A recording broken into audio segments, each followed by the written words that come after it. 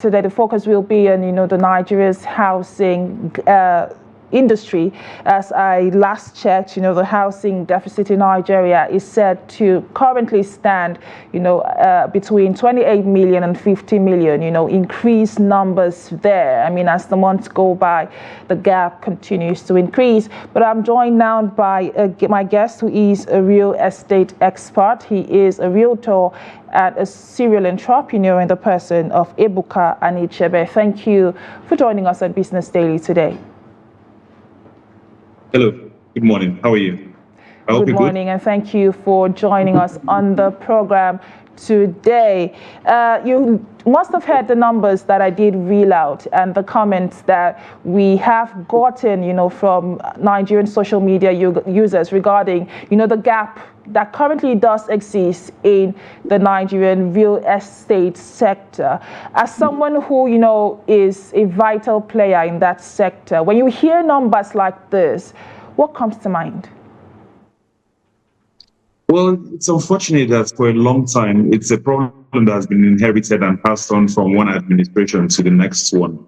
And nobody seemed to be able to grapple it in the best possible way. And that fault comes largely because some lawyers will argue it's high time for land reforms. But the way I would look at it is, it really comes down to the democratization of land in Nigeria. Land is still very much in the hands of a few people, and land is a major component for production, right? So whether it's land for personal residential use or land for commercial use, it's largely in the hands of a few people. And so state governors and the federal government in itself will need to come together to harness a solution that is both sustainable and democratic-like. So when I say democratic land, if you say, okay, we want to distribute lands, and you give it to only civil service or civil servants, the question is then, how many civil servants constitutes the bulk of the Nigerian workforce? And the answer is less than 10%. So that can't be seen to be democratic. If you decide you want to use organized labor, so say members of TUC or MAN, it's also a problem because if we all know that the bulk of Nigerian workers and taxpayers comprise of SMEs that may not be in the organized employer sector register. So it's been a funny issue to grapple with when it comes to how best to make housing affordable in Nigeria. And that first starts with making land affordable for the developers. Then you have a second issue where interest rates are crippling mortgage, people being able to even access mortgage. Talk more of developers being able to access housing loans at favorable rates where they can actually break even. If your rates you're borrowing from the bank is at 40%, then somebody has to get that cost. And so it will end up being the tenant, not the person buying the house, because if I buy a house, I'm expected to get back at least 5 to 10% of the value of the house every year in rent. So I'll pass that on to someone. So while I understand a lot of people are quite upset about the increase of rental prices, it's only just commensurate with the current realities on ground, which is increase of inflation rates of building materials across the country. So that's what we're dealing with. If you ask for solutions, then the solution will be make land more affordable to a wider number of people, and then create a special concession for people to build houses, right? Especially first-time homeowners to be able to get special discounted rate for building. If that can be done in a way that ensures everybody carried along, then we have a way. We perhaps be able to deal with this in the next 4 to 5 years. It's a medium-term strategy, but it definitely can work. Well said, Mr. Anichebe. But I would like for us to touch on, the Land Use Act, which obviously during the course of its introduction is intended to facilitate land access. You talked about land being a major factor in the production cycle and, the impact or the role that it does play. However, there has been concerns around, the Land Use Act not doing exactly what it is supposed to do. But what are your thoughts on that, and what reforms specifically would you be, speaking for regarding the ensuring that the Land Use Act indeed does the role or plays the role that it's supposed to play?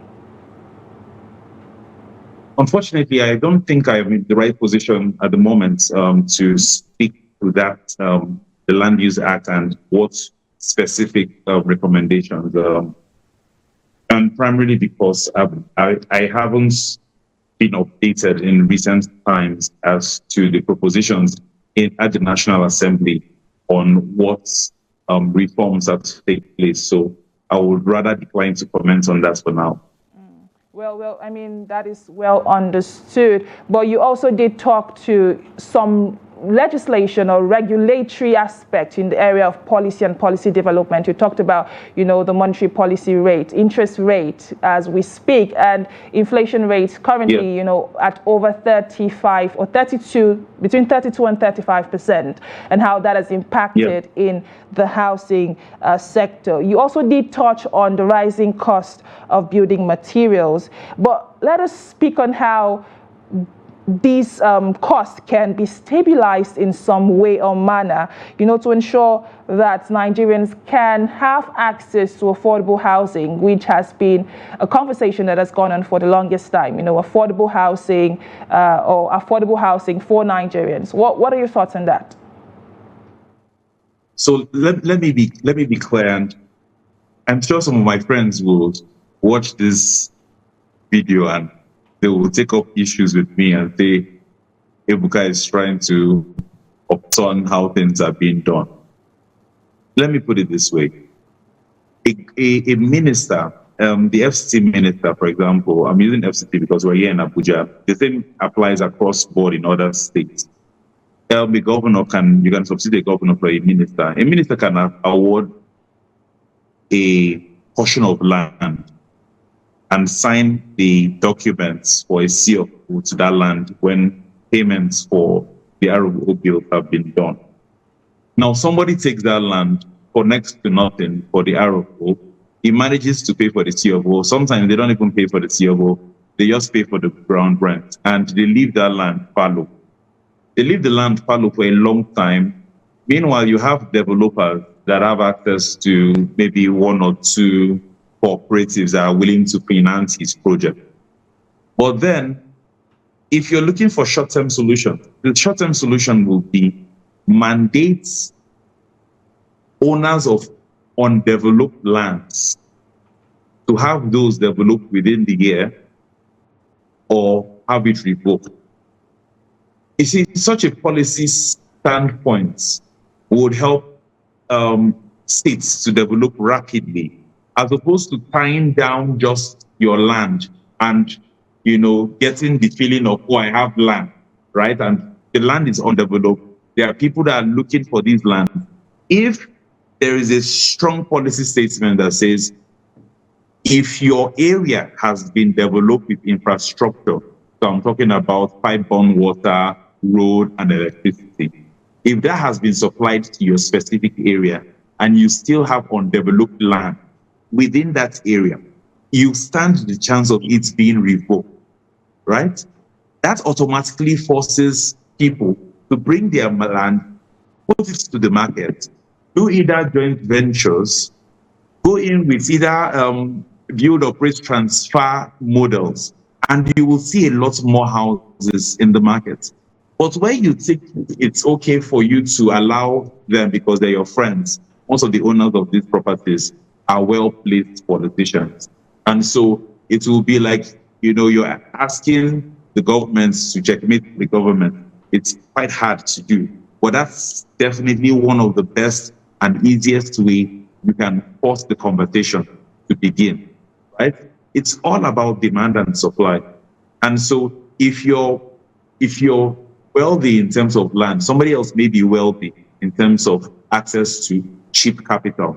And it requires a marriage between cheap capital and land for how this to materialize. It won't come out from the thin air, but you must be able to ensure that this happens, or that there's an incentive for this to happen, and that incentive could pretty much be a penalty for having undeveloped land. And let me argue the case. Let me play devil's advocate for the government as to why lands should be developed. Number one is to drive down the price of rent, because that's just a demand and supply issue.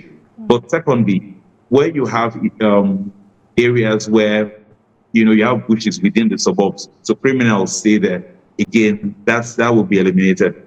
Thirdly, it will increase the benefits to other ancillary agencies like the waste management agencies, the AEDC that is supplying electricity to that. You can't supply electricity to a fallow land. You can't carry waste from a fallow land. So there's a lot of industry across land that can only come fully to birth when that land is developed.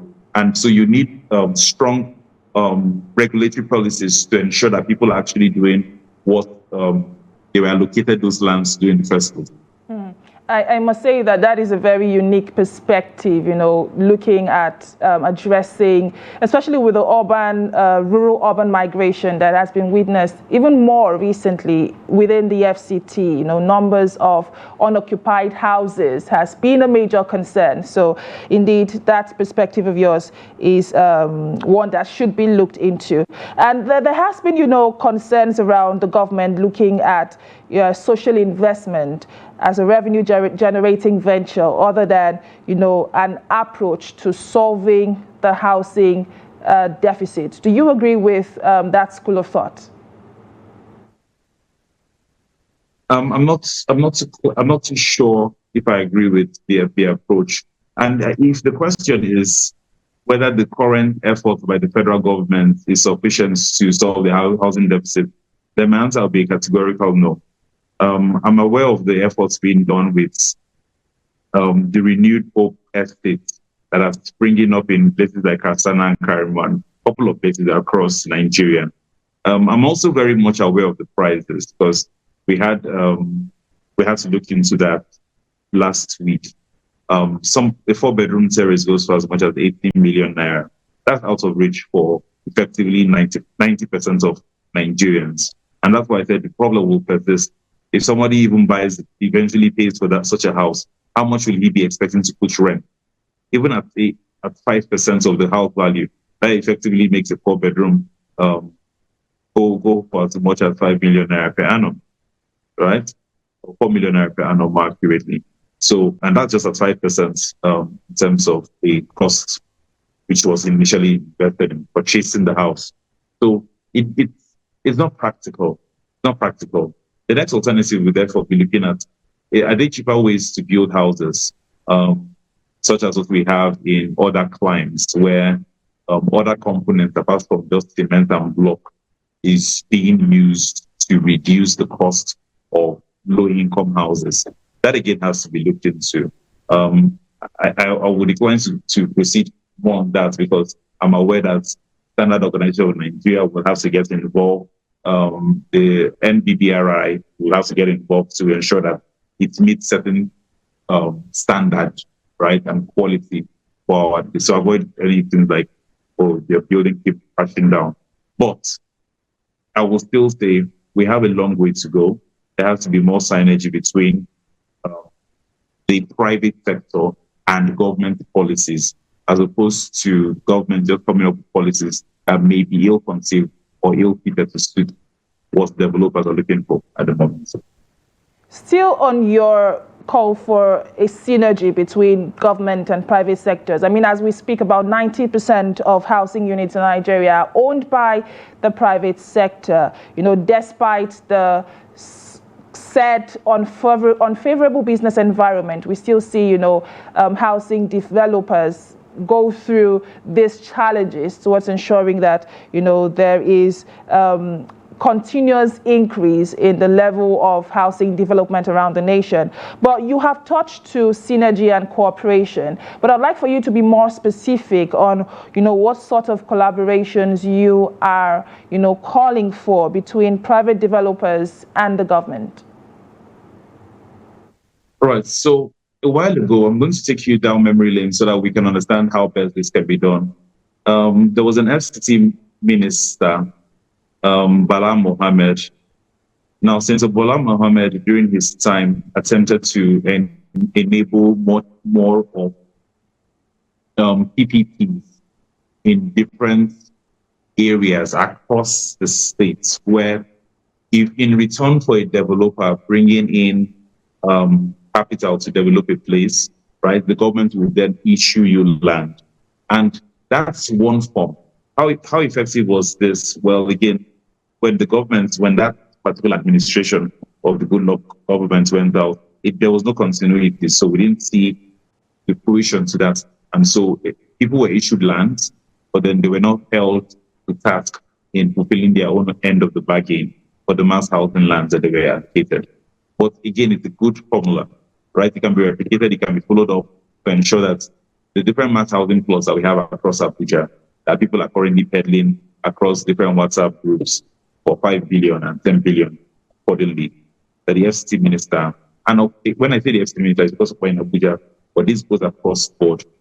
The collaboration will be, we've given you land, in exchange, we're expecting you to start developing these areas, right? That's why it was based on this, we gave you mass housing land. And if they don't act up, then you give people that much more serious in investing in the real estate sector. That kind of collaboration and effective project monitoring and evaluation that has to be done. Because you making the policy without the requisite M&E, it counts for nothing. It's not effective project management. So that has to be done. And if you even help, if the government collaborates with an organization like Redan, and the members of Redan, you first of all ensure that anybody you're giving, issuing lands to is a bona fide member of Redan. That's number one, right? Has pedigree within the organization first. So you're not giving faceless people and allocating them large portions of land, and eventually they just turn around and again attempt to sell at exorbitant prices to bona fide real estate developers. You will see the house price of houses actually start coming down gradually, but effort has to be done in that direction to ensure that you don't have too many middlemen between the government and the private sector. Well said, Mr. Anichebe. But just before we go, I'd like for us to touch on, the mortgage system in Nigeria. Some would argue and say that that doesn't exist, but we have in place, of course, the Federal Mortgage Bank and, some other private mortgage institutions. But let's hear from you now. You talked to issues around, the increase in interest rates, which obviously, is an impediment to low-income earners earning or owning their own homes. But what changes would you recommend that we have in the mortgage system to ensure, again, that housing is more affordable, housing is more accessible to low-income earners in Nigeria, say people who earn as little as the minimum wage? Well, again, if there can be special consideration for the rates for real estate ownership, for mortgage rate, if there's special consideration for that outside of just the regular lending rates which we currently have in bank, that would help, right? Something between 5 to 10% for your as a mortgage rate would definitely help us. But I'm not an economist, so I decline to sometimes just churn out figures, but lower interest rates won't hurt to encourage more and more people to seek to become first-time homeowners. That's number one. The second thing would be actually even getting Nigerians to understand how to access it, because there's a dearth of knowledge outside of government circles. When it goes to the private sector, you won't see a lot of people actually taking the mortgage route, as much as you will find them doing pay-as-you-go services directly with the developer. So a developer has a house and he puts it out for 80 million and he gives you a 2-year payments plan, right? A lot more people are in that market than are actually working with the bank to access this mortgage and spread it over 20 years, 30 years tenure, as it should be. So Nigeria is a unique system. We are running a very unique system of housing development where somehow the people buying these houses somehow manage to pay up these large amounts in short time, according to construction phase. The banks have no hand in this because the mortgage rates are set by the CBN. But then if Federal Mortgage Bank were to look into having special categorization, whether it's for civil servants or workers in the much more organized private sector, that they can have quick and easy access without asking for too much, so much.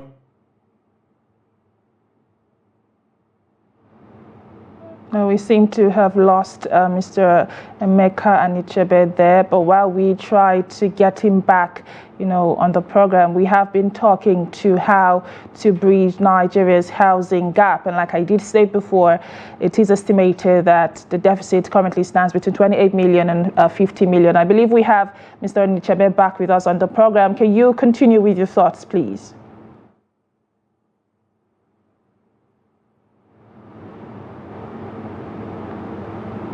Again, we seem to be having some technical challenges, but while we try to get that sorted, I did say that my guest, who is a real estate expert, the person of Ebuka Anichebe, has been speaking to, the current housing deficit that does exist in Nigeria and how, to bridge that gap. He did touch on, the bureaucratic processes and bottlenecks that is currently existent in acquiring land, which is a major factor of production. And he did talk about how that could be streamlined to ensure more efficiency. He also did touch on, mortgage and mortgage utilization, especially in this part of the world, considering how common and such a common practice that is in other parts of the world, in a way that even, minimum wage earners can afford and access, housing beyond what we currently have in existence. He also did touch on the rising cost of building materials, which he did say was, a major concern. I believe we have our guest, Mr. Ebuka Anichebe, back with us again on the program. Please continue with your thoughts, sir. I'm sorry. I don't know why you lost me before I lost my train of thought. However, I would like you to remind me where you lost me so I can follow from there. Yes, you were talking to, mortgage and what we can do to ensure that it's more efficient in Nigeria. Okay. So, again, it's down to the rates. We have to be frank. It goes down to what are the rates, number one, and then secondly, there's something called social marketing. If you find out that a particular subset of people are not taking up mortgages, the question is why, right? And so you have to carry out research to understand why exactly is it that predominantly a higher number of people taking up mortgages are from governments or civil servants as opposed to private sector, and what has to be done to change that around. So social marketing requires you to sell government policies and plans to the citizens. I don't see that being done, and that to a large extent has affected the uptake of the mortgage industry, aside from the fact that currently the interest rates are at an all-time high. I have been speaking with Mr. Ebuka Anichebe, who is a realtor and serial entrepreneur, and we're speaking to how we can bridge the gap that does exist in Nigeria's real estate sector. Thank you for sharing your insights with us on the program today. Thank you very much. And this is where we draw the curtains on today's edition of Business Daily. But join the conversation on social media. Let us hear from you. How can we bridge the deficit that currently does exist in Nigeria's housing sector? My name is Chiamaka Enendu. Thank you for watching, and bye for now.